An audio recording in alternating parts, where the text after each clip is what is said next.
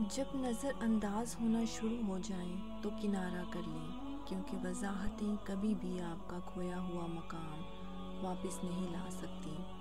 ہاں، مگر خاموشی آپ کو مزید تذلیل سے ضرور بچا لیتی ہے۔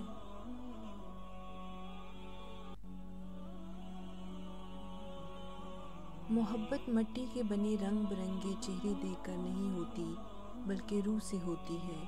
کبھی کبھی خوبصورت چہروں سے بھی نہیں ہوتی، اور ہو جائے تو کسی عام سے چہرے سے بھی ہو جاتی ہے، اور وہ ہمیں دنیا کا سب سے خوبصورت چہرہ لگنے لگتا ہے۔ محبت کا خوبصورتی سے کوئی تعلق نہیں۔ محبت میں بچہ بن جاؤ اور لڑائی کے وقت سمجھدار، اس طرح سچی محبت کر سکو گے، اور سمجھداری سے کام لیتے ہوئے لڑائی بھی نہ کرو گے، ہمیشہ خوش رہو گے۔ میں لڑنے اور برداشت کرنے سے زیادہ الگ ہو جانے کے حق میں ہوں، کیونکہ آپ کا نفسیاتی طور پر صحت مند ہونا محبت سے زیادہ اہم ہے۔ ہم ہمیشہ کسی کے لیے خاص نہیں رہ سکتے۔ لوگوں کی ترجیحات بدل جاتی ہیں، اور بدلنے والے کے پاس بس دو قسم کے ہی ہتھیار ہوتے ہیں، ایک تو حالات کا رونا اور دوسرا مجبوریوں کا بہانہ۔ جو آپ پر اپنے فیصلے مسلط کرتے ہیں، یقین کریں وہ بعد میں آپ کے قریب بھی نہیں لگتے۔ اس لیے اپنی زندگی کا فیصلہ خود کریں، خود کو قربانی کا بکرا ہرگز نہ بنائیں، ورنہ زندگی بھر کی تکلیف اور پچھتاوا سکون سے جینے نہیں دے گا۔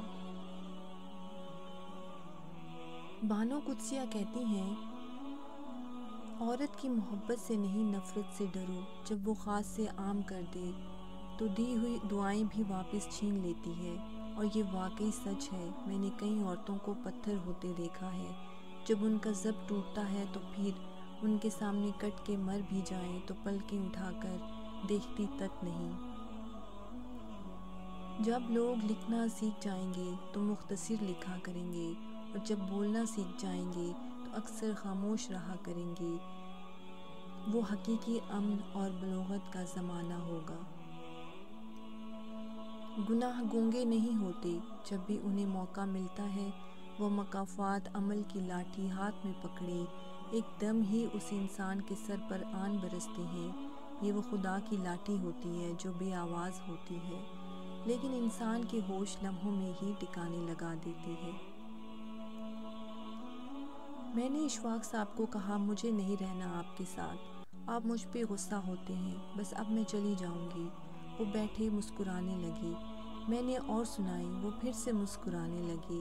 میں سناتی رہی، وہ مسکراتے رہے، اور ہر بات پر وہ مجھے پیار سے بلاتے، مسکراتے، پھر بولے، جب دل کرے غصہ نکال لیا کریں، مجھ پر ہی نکالنا ہے، آپ کسی اور پر تھوڑی نکالیں گی۔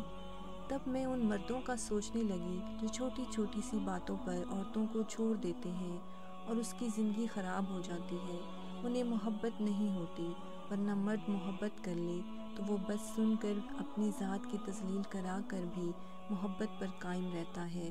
ایسی عورت بہت خوش نصیب ہے، اور میں انہی میں سے ہوں۔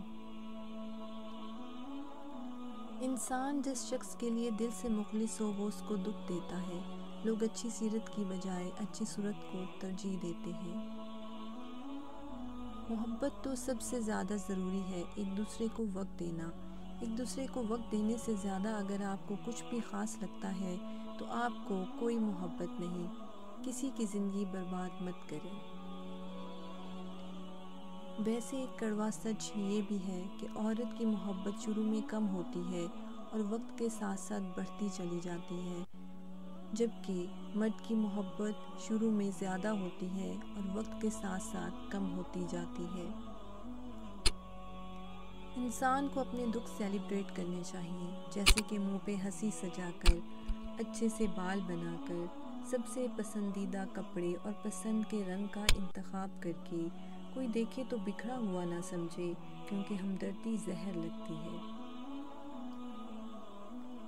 ایسا شوہر چنو جو آپ کے لیے اچھا ہو، نہ کہ آپ کے والدین کے لیے، نہ کہ بینک اکاؤنٹ کے لیے۔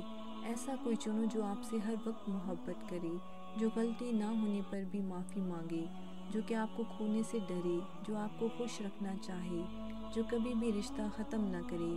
ایسے شخص کو کبھی مت کھونا جو ہر وقت آپ کے ساتھ رہا ہو، محبت کا اظہار کیا ہو، ورنہ زندگی بھر کہیں سکون نہ ملے گا۔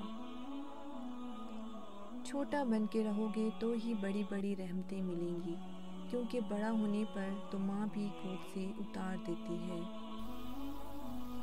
جو عورت اپنی اصلیت صاف صاف بیان کر دیتی ہے، وہ آپ کو اپنا محرم مانتی ہے، یا پھر اس کو آپ پہ خدا جتنا اعتبار ہے۔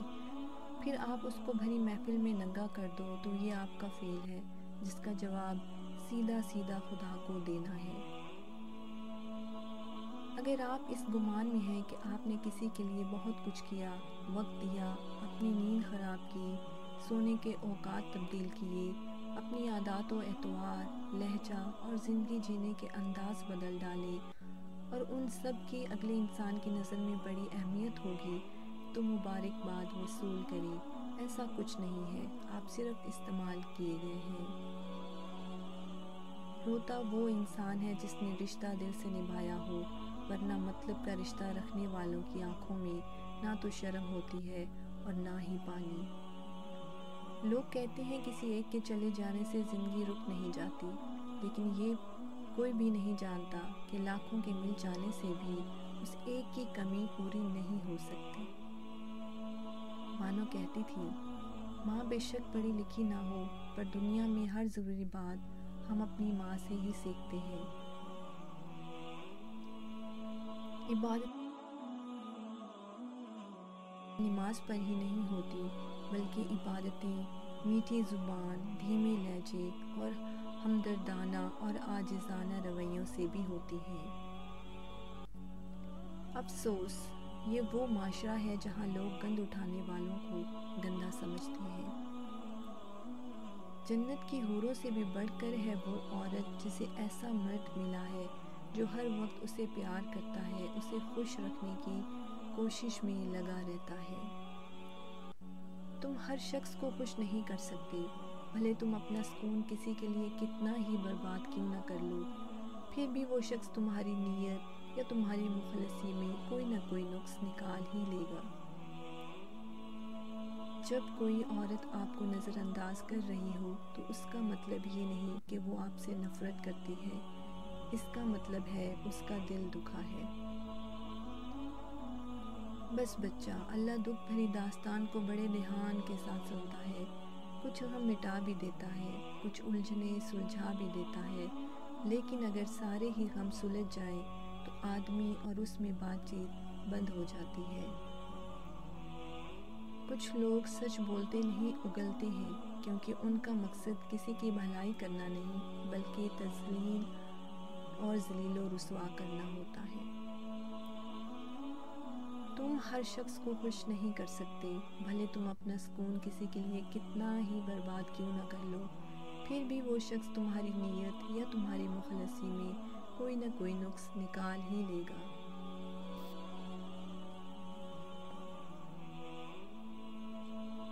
کچھ رشتے بہت خوبصورت ہوتے ہیں، مگر ان کا کوئی نام نہیں ہوتا۔ ان پر ہمارا حق خود بخود اس طرح کا ہو جاتا ہے کہ وہ ہمیں ہر حال میں اپنے ساتھ چاہیے ہوتے ہیں، بنا کسی لالچ کے، بغیر کسی غرض کے۔